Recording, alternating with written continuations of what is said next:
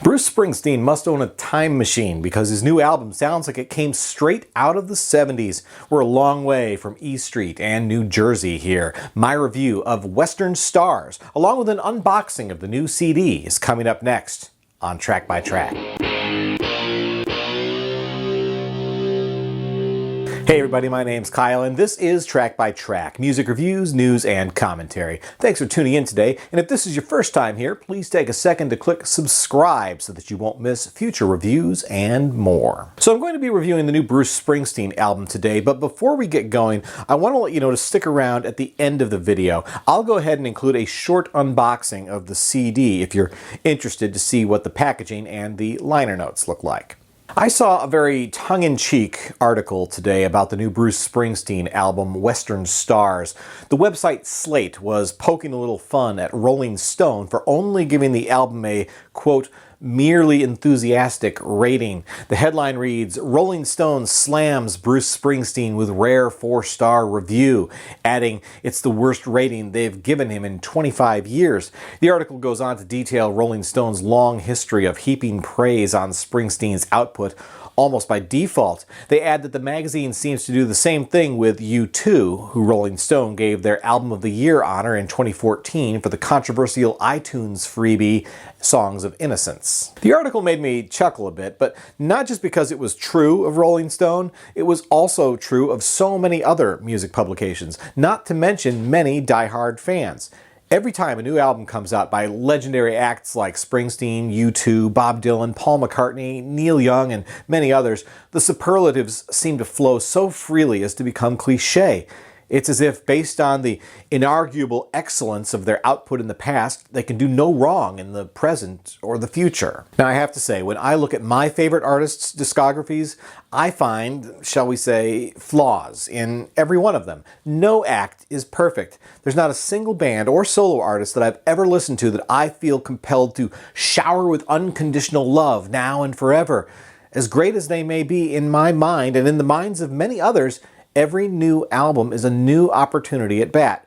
Ultimately, I'm hoping for a grand slam, but, you know, sometimes it's just a base hit. And when that happens, I'm not about to fall all over myself calling it a home run. Bruce Springsteen is no exception. Here's a man that's put out some of the most incredible albums in the history of rock and roll, but he's also put out a handful of releases that ranged from fair to good. But to extend the baseball analogy once again, I don't think the guy has ever had a strikeout at bat. And let me say right now, with Western Stars, he maintains a solid batting average. As you'd expect, the reviews seem to be heaping an enormous amount of praise on this new album.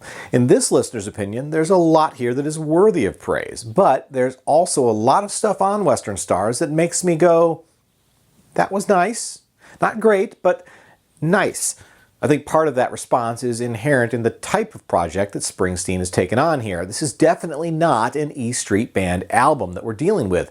Nothing here rocks out anywhere close to that level. Instead, we find the boss paying homage to the easygoing West Coast pop music of the early 70s. This is AM gold kind of music in the style of Glenn Campbell and Harry Nilsson, with moments of Burt Bacharach and Roy Orbison. If anything, the level at which he succeeds at this effort is the album's greatest strength.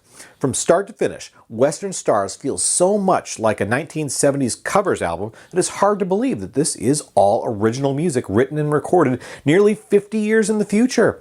The album is wonderfully cohesive and exquisitely produced. The strings and occasional steel guitar give the tracks such a lush feeling that you're instantly transported to another time. The sonic accomplishment of this record cannot be overstated. Obviously, it's an interesting choice to make an album like this in the year 2019, and it may be a polarizing one as well. Traditionally, I find Springsteen's music to have a timeless feel to it. Even albums like Born in the USA that are so strongly associated with the 1980s still feel musically independent of any era.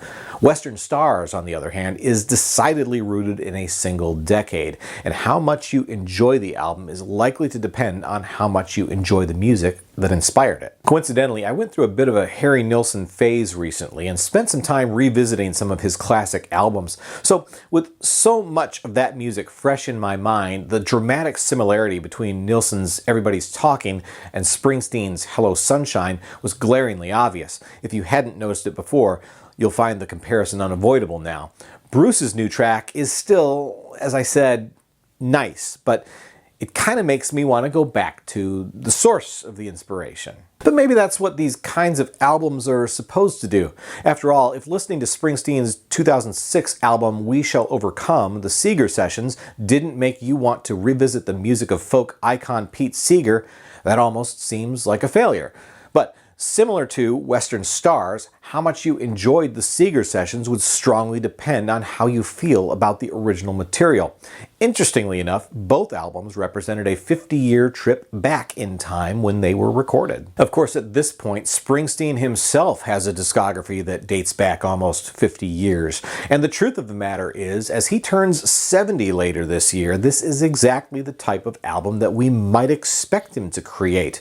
As legacy artists get older, it's become common practice for them to either record albums of the music that inspired them in their youth, or to once again draw upon that inspiration for new music. In recent years, we've seen what might be called oldies albums from acts like Paul McCartney, the Rolling Stones, and Bob Dylan, which were nice. But when Elvis Costello took inspiration from the songs of the 60s for the new music on last year's Look Now, the result was surprisingly fresh and one of the best albums of 2018. I have little doubt that Western Stars will end up with a Grammy nomination for Album of the Year, if not a win. After all, this is exactly the kind of thing the Grammys like to reward rather than music from contemporary acts like Beyoncé or Kendrick Lamar. Now, I could do an entire video about Grammy politics and how the awards have become fairly meaningless in terms of the actual art of popular music. Still, I would actually defend a nomination for this particular album in that category because I think that's the level on which Western Stars actually works best. So let me explain that a bit. I've been listening to this album quite a lot before doing this review, and the thing that strikes me is how much Western Stars, the album, is much greater than the sum of its parts. That's true almost to a fault. See, as a cohesive whole listening experience from front to back, the album feels satisfying and complete. It does an excellent job evoking a certain mood, both lyrically and sonically. Bruce Springsteen is a master storyteller, and this album almost feels like an anthology of short stories, all tied together quite beautifully. The problem I have is that none of the stories, none of the songs stand out as strongly on their own as they do as part of a complete song cycle. I've used the word nice several times in describing this music, and that's the impact that I get listening to any one or two songs in the track list. They're nice songs, but they just don't stick with me on their own. I don't find many of the melodies lingering long after the album ends. There Goes My Miracle probably has the strongest hook on Western Stars, but it's still kind of just a nice song. And while Sleepy Joe's Cafe with its Jimmy Buffett-esque Zydeco vibe is certainly the most musically unique song on the album, it's still just nice on its own. Now obviously your mileage may vary, and you may find a few tracks on this album that truly speak to you, that you truly connect with. And I hope you do, actually. For me, I'll say I enjoyed every story, also vividly told that I could visualize them. But as each story ended, I was more eager to turn the page than to revisit the tale just concluded. And again, that's what makes this so strong as an album, which seems to be a dying art form in a digital era so dominated by single streams. So I have no doubt that many critics and many of the boss's die-hard fans are going to fall all over themselves proclaiming this album to be a masterpiece. And you know, I think it's really good, but let's just tone it down a little bit.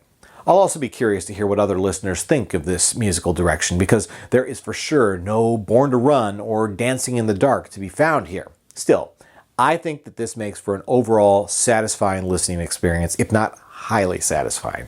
Which is why I'm giving Western Stars an X rating of 7 out of 10. It's best experienced not as 13 songs, but as one single cinematic album.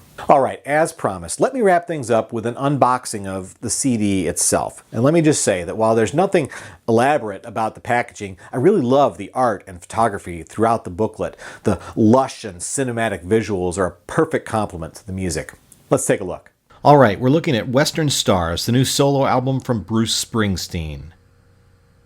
Here's the unwrapped front cover, and the spine, and the back cover. Here's a look inside the gatefold. This is the CD. And finally, I'll just flip through the pages of the CD booklet for you.